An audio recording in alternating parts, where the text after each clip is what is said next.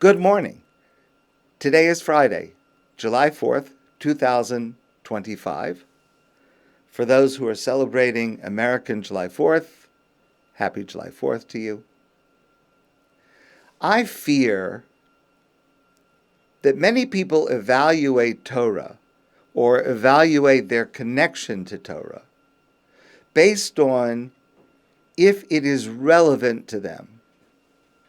So, ve'ahavta l'reacha kamocha, love your fellow like yourself, for sure. Karbanos, the animal sacrifices, no. It doesn't speak to me, it doesn't make sense, it's not, no.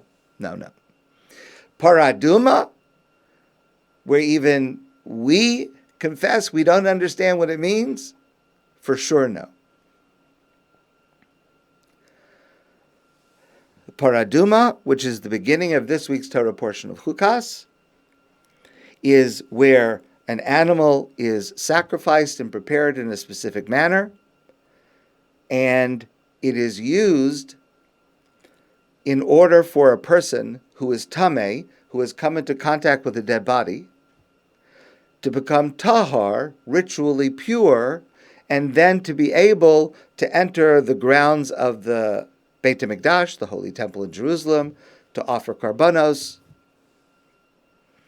And it's not practically applicable today. Until Mashiach comes, we will not have a Parah Adumah. So what's the use of studying it? What's the use of paying attention to it if it has no practical relevance and doesn't even have an obvious answer as to why it works? And that's a shame. That view is a shame, because every word of the Torah expresses something unique about God. We know God through studying the Torah. So even if a mitzvah is not practically applicable today, learning about it teaches us something about God and our relationship to God. More concretely than that, every subject in Torah is integrated. The concepts and the values and the lessons are integrated with every other mitzvah. So the most arcane mitzvah has lessons that are practically applicable to all of us, even if the formal mitzvah itself is not now practically applicable.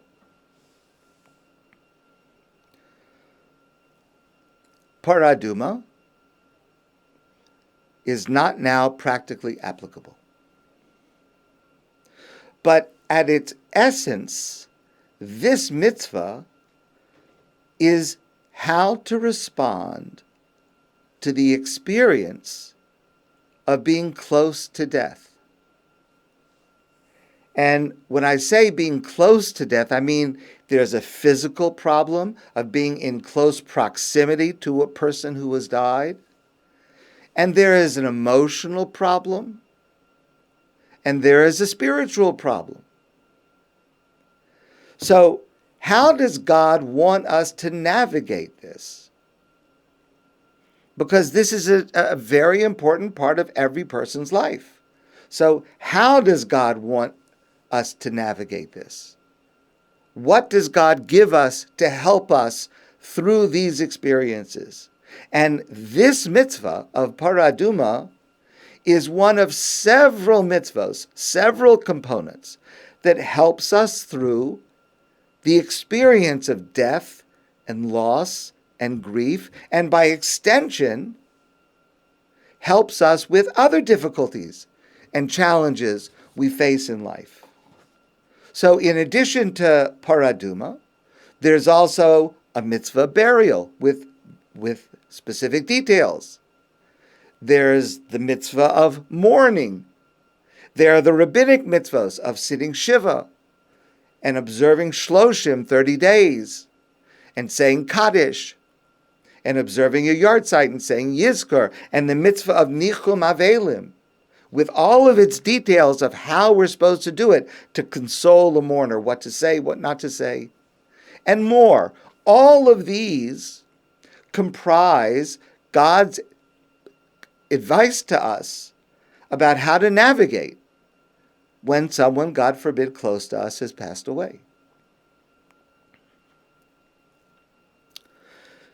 The procedure of Parah Adumah goes like this. The Parah Adumah, the calf, is offered as a sacrifice. It's an unusual kind of a sacrifice.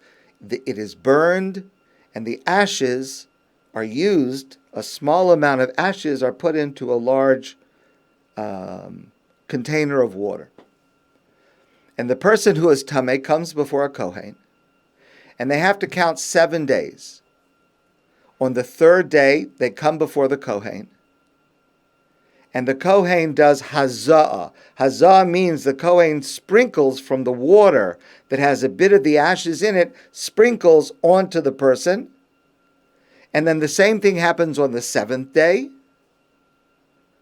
And then the person immerses in a mikvah, and they're tahar. Now they're ritually pure. The status of tumah, of ritual impurity, is gone from them. It's very mysterious. How do these rituals somehow provide an antidote or a healing or a response to being in close proximity to death? It's mysterious. And we do not have a complete understanding of how it works. But it is like death itself. It's mysterious.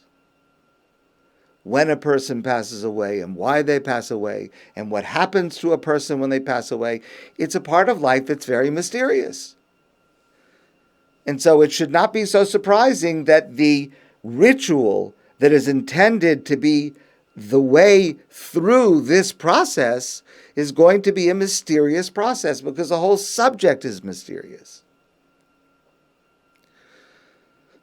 For the person who is tameh, the Rav, Rabbi Yosef Soloveitchik, points out 2 paths to follow. And both of these paths, through the ritual of Parah Adumah, both of these paths involve coming into contact with water.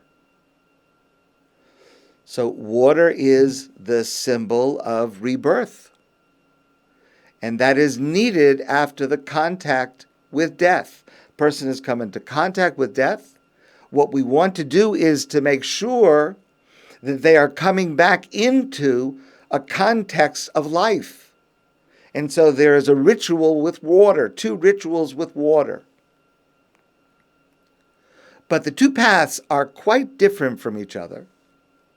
And they provide a very important lesson for all of us in dealing with death and in dealing with other challenges that we face.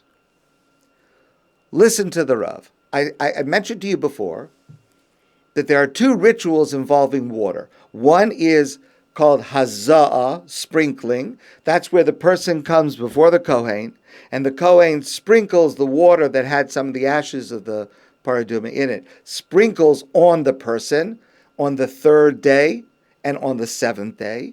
And then at the end of the 7th day, the person immerses in a mikvah. So 2 rituals involving water, 2 rituals of rebirth and reconnection with life. But the 2 mitzvos are strikingly dissimilar. Listen to the Rav Soloveitchik. Tvila, immersion in a mikvah, which is one of the 2, requires that the person who is tameh enter the water entirely of his own initiative. It cannot be done for him. The person has to go into the water themselves.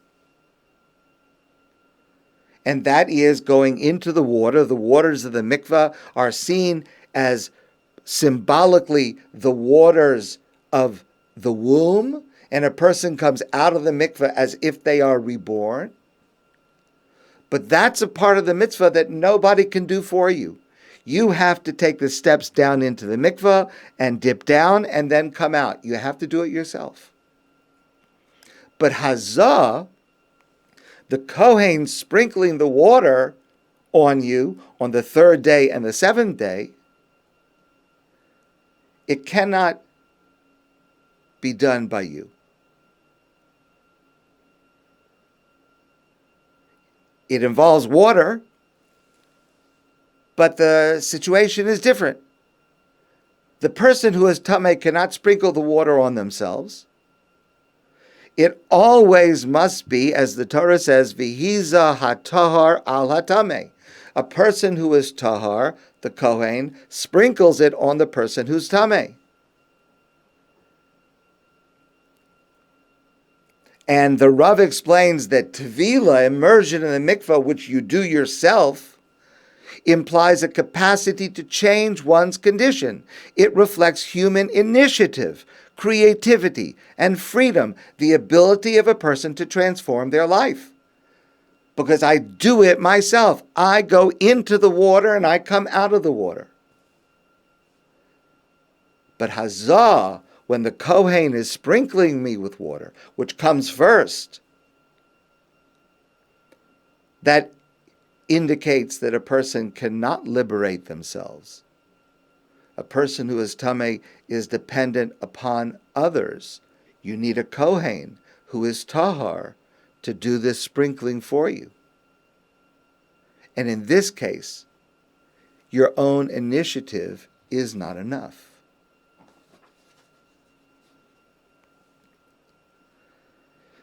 Now, this ultimate level of tumah, which is tumas meis, coming into contact with the dead body, requires both. In other realms, because there is a hierarchy of different levels of ritual impurity with different consequences, in other realms, one or the other might suffice. There are certain levels of tumah that is relieved by simply washing our hands. That's what we do before we eat a meal with bread. That's removing a certain lighter level of tumah. For the ultimate level, the source of all tumah, which is the person who's passed away, it requires both. But here's the truth. And here's the lesson that is applicable to all of us. There are two paths to helping yourself out of a dark place. One path is your own initiative. There are certain things that you have to do, and no one else can do them for you. And another path is to seek the help of another, to get someone else to help you. Many people tend towards one or the other. A person may tend to be the kind of person that always wants to take care of their own problems and doesn't want anyone else to help them, refuses any offer of help. And then there's the other person who is always counting on others and is not willing to do anything to help themselves and expects others to do all this work for them.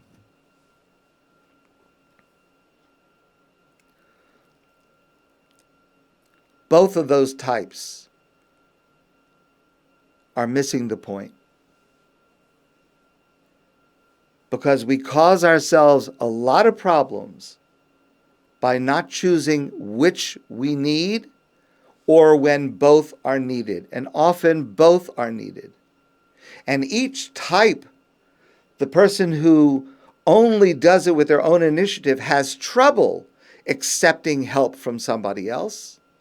And a person who constantly asks others for help has trouble with any initiative on their own part.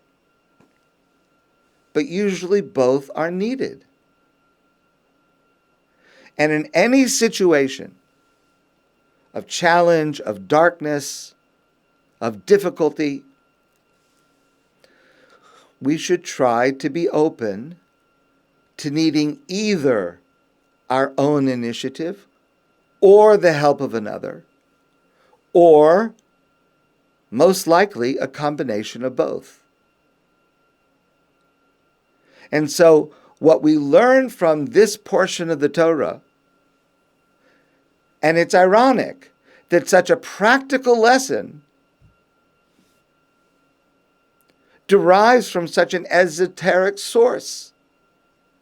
We're learning this lesson from a mitzvah that does not apply to us, that we do not understand, and yet it is supplying us with a very practical lesson that each of us can put into practice in our own lives on a regular basis. We have these two paths. And consciously choosing how to confront and overcome even the greatest tragedy. So as we learn this Parsha, and we see the mitzvah of Hazah, and we contrast that with the mitzvah of Tevilah, of immersing in the mikvah, and we see that in this case both are needed, it should be a reminder to us that in every situation in which we find ourselves, these two paths may be necessary, and we have to make sure we choose the right one or choose both when both are needed. The wisdom of God's Torah is found in every word of the Torah. My friends, I wish you a great day and a beautiful Shabbos, and I look forward to seeing you soon in person.